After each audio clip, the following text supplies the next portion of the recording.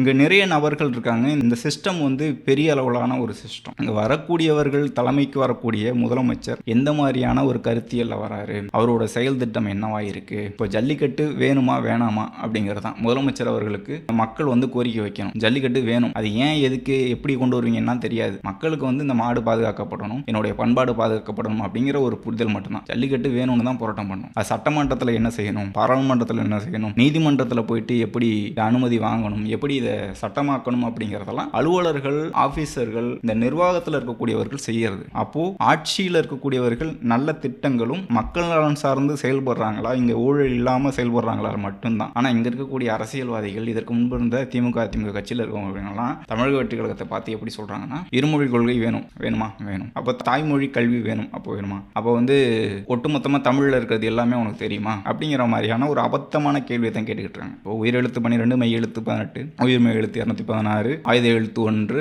247 எழுத்துக்கள் தெரியும் இருக்கு அப்படின்னு தெரிஞ்சா போதும். இது எல்லாத்தையும் சொல்லு. இப்போ இந்த சட்டத்திட்டத்தை எல்லாத்தையும் சொல்லு. இது எப்படி செயல்படுத்தும் எல்லாத்தையும் சொல்லு. அதெல்லாம் தேவையில்லை. தமிழ் வேணும், தமிழ் மொழியில கல்வி வேணும் அப்படிங்கிறது மட்டும் தெரிந்தால் போதும். நீட்டு வேணும், பரந்தூர் விமான நிலையம் வேண்டாம். இதுதான் மக்களுக்கான புரிதல். எல்லாமே மக்கள் தெரிஞ்சு வச்சுக்கிட்டான்னா ஒரு விஷயம் புரிஞ்சுக்கங்க, எல்லா அரசியலும் எல்லா சட்டத்திட்டமும் எல்லாமே தெரிந்தால் இங்கே ஆட்சியாளர்கள் ஆட்சி செய்ய முடியாது.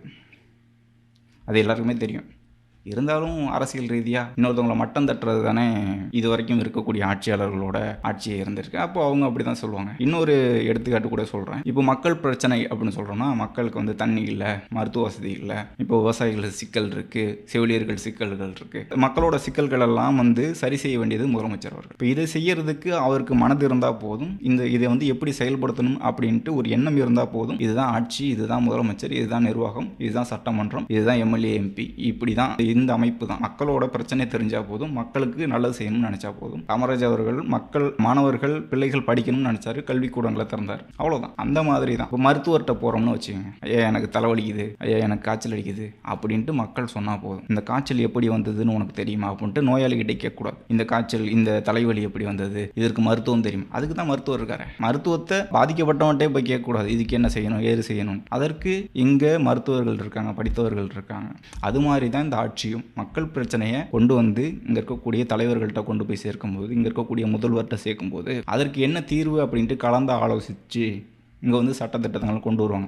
இதுதான் ஆட்சி முறை, இதுதான் அமைப்பு. இப்போ இதை வந்து பெரிதாக காமிச்சு ஒன்றும் தெரியாது ஒன்றும் தெரியாதுன்ட்டு பொய்யான பரப்புரையை மேற்கொள்கிறாங்க இங்கே இருக்கக்கூடிய பத்திரிகையாளர்களும் மற்ற கட்சியினரும் அப்படிங்கிறது தான் இதன் மூலமாக சொல்கிறேன்.